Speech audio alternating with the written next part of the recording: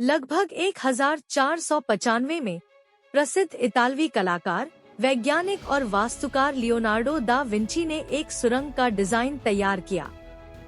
व्यापक शोध के बाद इसका वास्तविक स्थल मिलान में 15वीं शताब्दी के स्फोर्जा महल के नीचे खोजा गया। मिलान पॉलिटेक्निक विश्वविद्यालय के शोधकर्ताओं ने लियोनार्डो की कलाकृति में दिखाई गई एक छिपी हुई सुरंग का पता लगाया है। महल के नीचे खुदाई से एक ऐसा रास्ता मिला है जो दा विंची के चित्रण से मेल खाता है, जिससे लगभग 600 साल पुराना एक रहस्य सुलझ गया है। ऐसा माना जाता है कि लियोनार्डो की सुरंगों का उद्देश्य सैनिकों को तेजी से भागने में मदद करना था, यदि किसी हमले के दौरान महल की सुरक्षा विफल हो जाती। विश्वविद्यालय की टीम अभी भी रडार और लेजर स्कैन का उपयोग करके महल के भूमिगत भाग का मानचित्रण कर रही है। यह परियोजना 2021 से 2023 तक चलेगी, जो 1495 से पहले और बाद के विंसी के रेखाचित्रों से प्रेरित है। सुरंग की खोज की खबर विश्व स्तर पर फैल गई, जिससे दा विंची की उल्लेखनीय वास्तुशिल्पीय क्षमताओं की मान्यता पुनः स्थापित हो गई।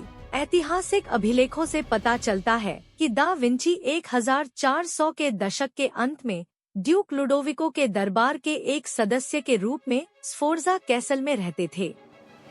1300 के दशक में शुरू हुए इस महल को ड्यूक के अनुरोध पर दा विंची ने ही सजाया था।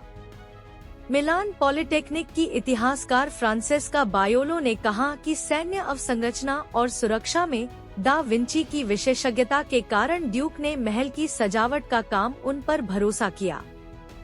महल में रहते हुए दा विंची ने एक रक्षात्मक संरचना तैयार की, जिसके बारे में शोधकर्ताओं का मानना है कि यह स्फोर्जा महल के लेआउट से काफी मेल खाती है। बायोलो ने यह भी कहा कि ऐसी खोजें इतालवी शहरों की गहरी ऐतिहासिक जड़ों और अतीत के सटीक पुनर्निर्माण के महत्व को उजागर करती हैं। दा विंची के चित्रों में महल का मुख्य भाग और कई जोड़ने वाले रास्ते साफ दिखाई देते हैं। सदियों से मध्य मिलान में स्थित स्फोर्जा महल का विस्तार, परिवर्तन और आंशिक रूप से विध्वंस किया गया है और आज केवल छठा हिस्सा ही बचा है। वर्जीनिया विश्वविद्यालय में कला इतिहास की प्रोफेसर फ्रांसेस्का फियोरानी मिलान टीम से असहमत हैं। उनका कहना है कि लियोनार्डो के वास्तुशिल्प चित्र अक्सर वास्तविक निर्माण से अधिक उन्नत होते थे, इसलिए सुरंग के मिलान की पुष्टि के लिए और अधिक शोध की आवश्यकता है। सुरंग के अलावा लियोनार्डो ने 1484 के प्लेग के दौरान मिलान का एक आधुनिक संस्करण भी डिजाइन किया था, जब अधिकांश कुलीन और शासक शहर छोड़कर चले गए थे।